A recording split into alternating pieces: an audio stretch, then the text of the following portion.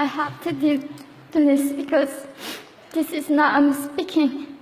This is the people who want to tell the world what they want to say. North Korea is an unimaginable country. There is only one channel on TV. There is no internet.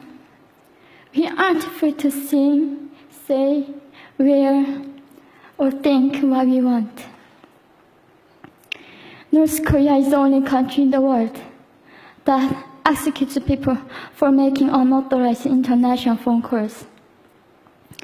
North Koreans are being terrorized today. When I was growing up in North Korea,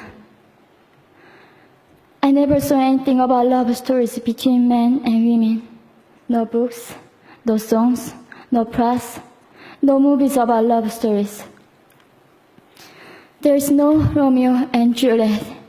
Every story was propaganda to brainwash us about the Kim dictators.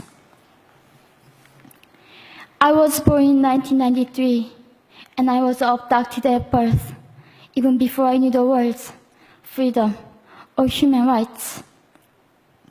North Koreans are desperately seeking and dying for freedom at this moment.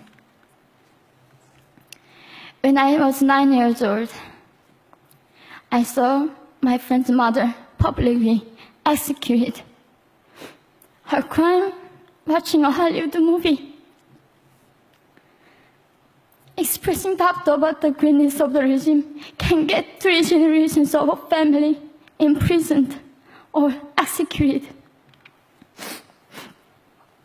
When I was 4 years old, I was warned by my mother not to even whisper. The birds and mice couldn't hear me. I admitted I thought the North Korean dictator could read my mind. My father died in China after he escaped North Korea, and I had to bury him at 3 a.m. in secret. I was 14 years old. I couldn't even cry.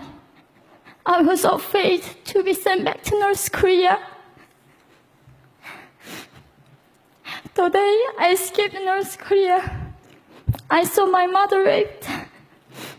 The rapist was a Chinese broker. He targeted me.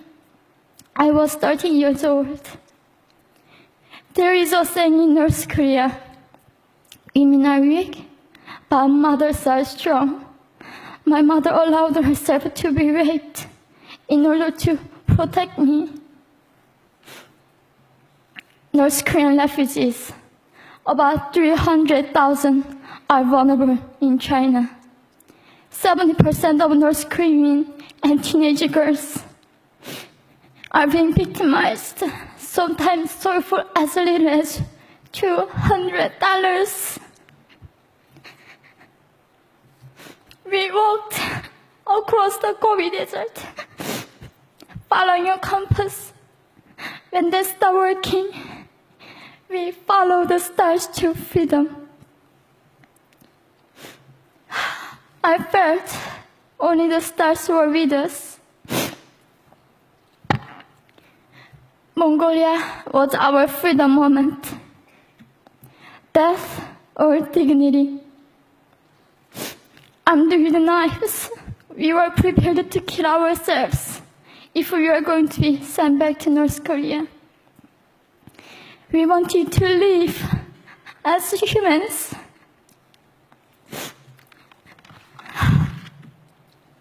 People often ask me, how can we help North Koreans?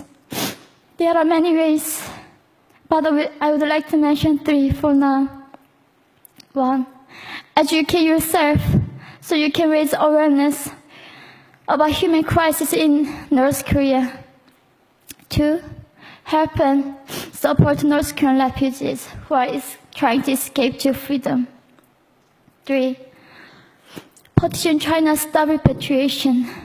We have to shed a light on the darkest place in the world. It isn't just North Korean human rights. It's our right that North Korean dictators have violated for 7 decades. We need governments all around the world to put more pressure on China to stop repatriation. In particular, Chinese delegates of One Young World can play a part by speaking up.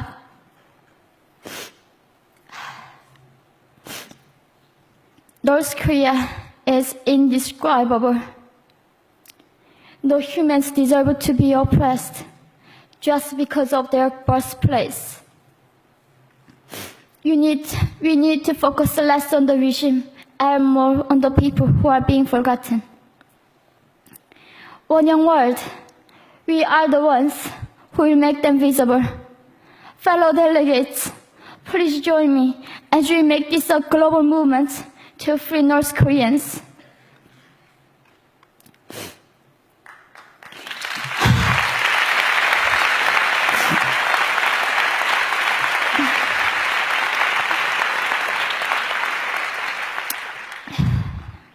When I was crossing the Gobi Desert, scared of dying, I thought nobody in this world cared. It seemed that only the stars were with me. But you have listened to my story. You have cared. Thank you very much.